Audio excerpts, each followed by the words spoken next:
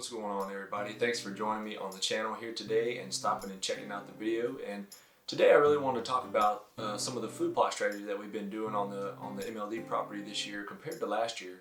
We're really still trying to accomplish the same goals. We had a little bit of a failure last year, but I think we learned a lot from it, and some changes that we made recently are really seeming to work. So right now on this property, we're really in just a herd attraction mode. We're trying to improve the deer numbers. We're trying to pull deer and keep deer onto the property. So we're really trying to establish a baseline for our food plot. So with that, we decided to go with Clover. You know, a full boat of basic green, carpet green clover. So we've been trying to get that established, and we took a shot at that last year. Unfortunately, we were kind of in a rush, and some of the biggest mistakes we made were we got a soil sample too late. We didn't have time to add the right fertilizer. We tilled too deep. In that part of Texas, it's really dry. We do have sandy loam soils. We tilled too deep, and when we broadcast seed, we drug it, and the drag was a little bit heavy duty, and we probably just buried more than half of our seed. So that, along with the fertilizer rates not really being what they were, we didn't get the sample back until it was too late. We never really had a chance to go back and add actually the recommended amounts. We did add triple 13, but we'll talk about that in a little bit and why that didn't work. So what we're trying to do is get some clover established on this property. And so since we had the fall failure and blow through this spring, I wanted to try to get a head start. A little bit of a different animal coming in the springtime, fighting a lot of invasive and tenacious weeds, especially in the summer around here. A lot of humidity, a lot of heat, so prime growing territory for weeds. So I just want to talk about what made this plot work. So what we did is we went through and we kept it small. We didn't go full boat yet. We got 3 acres of plant, so we did a ½ acre. And what I wanted to talk about was what it really cost us to accomplish this, to really make it work. You know, not really cutting any corners, minimal activity, and what it really costs. I see a lot of people talking about poor man plot and all this kind of stuff. I mean, you can call it what you want, but there's almost no such thing. I mean, this is a lot of investment, a lot of time, and I think it's good to talk about the numbers. And I got the numbers right here. I got my little cheat sheet in front of me, and I got the board right here in front of you guys. So if you want to stop and take some notes off of this, you don't have to rewind and catch me trying to say it in the video. So, but what we did is, I'll show you our soil sample recommendations here. And what we had was our 2 primary areas for concern was the phosphorus at 60 pounds an acre and the potassium at a 95 pounds an acre recommendation. Everything else was good. We did have a small amount of about 15 pounds of sulfur to add per recommendation. Our pH was good. We really lucked out because some of the folks on this property before we came on, they were liming a little bit every year, not like a full boat, but we're looking at really good at 6.9, critical level being 6.5. So we really lucked out when we didn't really have to add any lime at that point. So the way we approached it this spring was in May, the 1st of May, we went through and we sprayed the whole food plot. We did a whole ½ acre. We did 2 quarts glyphosate just off of what we found on the internet as far as recommendation. And for our broadcasting rate, we have a 20-gallon sprayer, 25-gallon sprayer, and that cost about $100 that we finally invested in. But for us, that was about 20 gallons and 2 quarts, and that covered the ½ acre perfectly. I mean, we basically got maybe 1 1/4 passes through everything, and then we ran out of juice. So that worked out perfect. 2 quarts for 20 gallons for a ½ acre, and it was in a 25-gallon sprayer with a wand turned to a pretty wide mist, not real heavy droplets, and that's what really worked for us. So we did that. We came back about a month later just to check on the kill rate. Everything was killed over, looking great. A lot of rain in the forecast, still some cool mornings and things like that. So we went ahead and broadcast our clover seed mix blend into the soil. So the seed that we used was Killer Food Plot Blend Resurrection Clover. That was about $45 to $50 when it comes to taxes. That was 6 pounds, but it was a great mixture. I read some folks that had great results with it in the South. You know, a lot of the seed recommendations we hear come from the Midwest, come from up north. You don't hear a lot about the South. So we really dug deep to try to find something that worked in the southern region, and this blend seemed to work pretty good. And we're pretty impressed with it so far. So what we did and what you can see on the board right here, and I'll kind of zoom in So you can get a good idea on what we're looking at here. For the phosphorus, we were looking at a 0.460 bag, which means you got 46% of that bag, which is 40 pounds, is phosphorus. And we need a recommendation of 60 pounds of that for an acre. So that is the key. A lot of people, even once they get a sample, they do stop. They kind of fall short on ironing out the details. They just go get a mixture of fertilizer, a couple bags of triple 13, and they call it good. But you can really sell yourself short by doing that, because you got to think about weight percentage per the bag for what's actually in there. So if you look here, we're looking at about 18 pounds of phosphorus for that 40-pound bag of fertilizer. So once you work all that out, I'm looking for about, let's see, what did we say? 60 pounds for an acre, so we're looking for about 30 pounds. I get 18.4 per 40-pound bag. It means that 2 bags, I get 36 pounds. So that's a little bit over my recommendation, mate. So maybe when I did it, I actually weighed it out. I got a scale and weighed it out.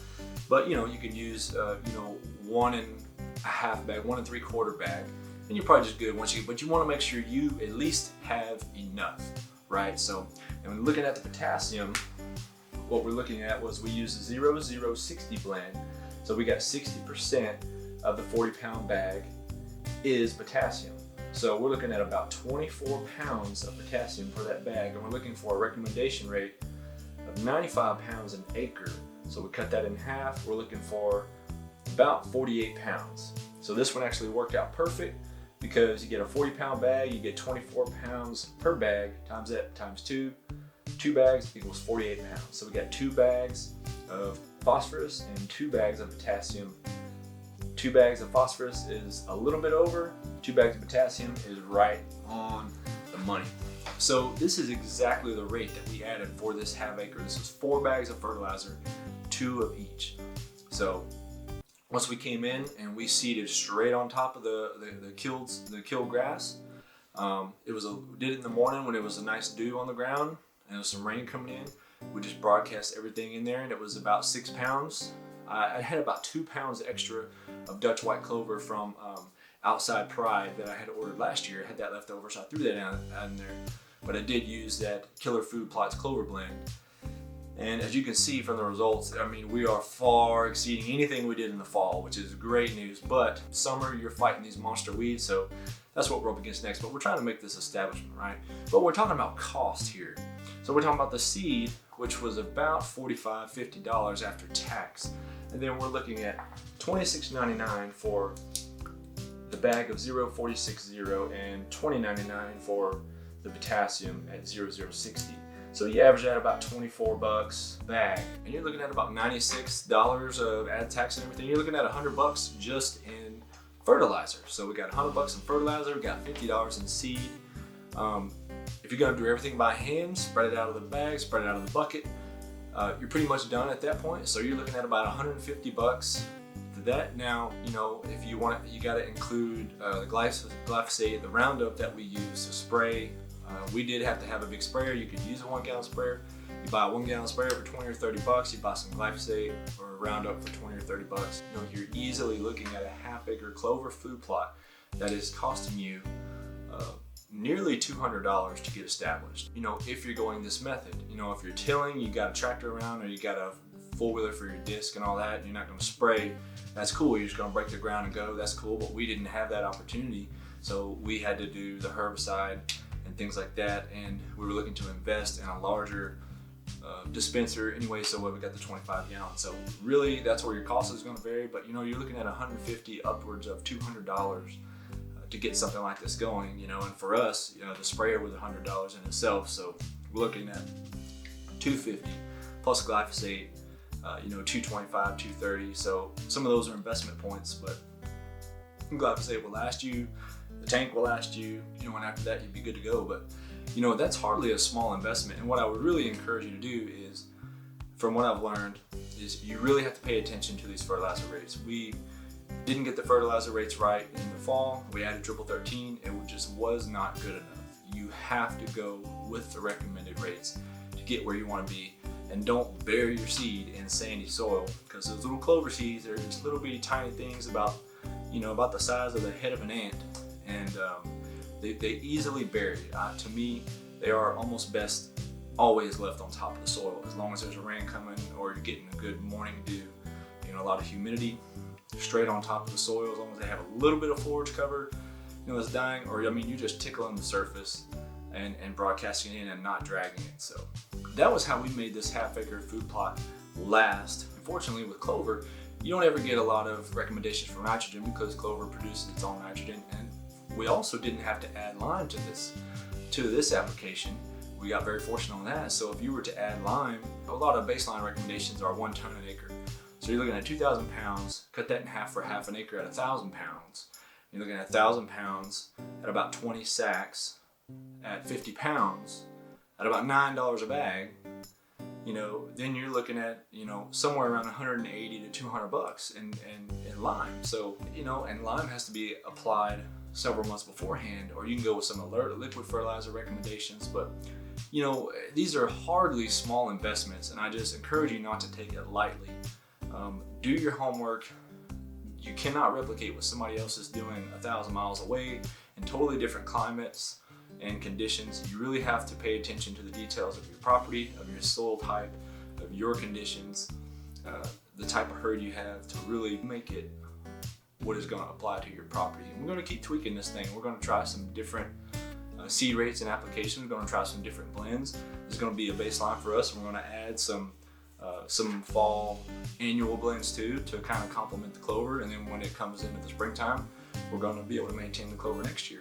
That's the whole point, is hopefully we can maintain this upfront cost, and then once we get in the maintenance mode, we can ride it out for a couple years. So going forward, we're actually going to replicate this process in the fall. We did this in the spring.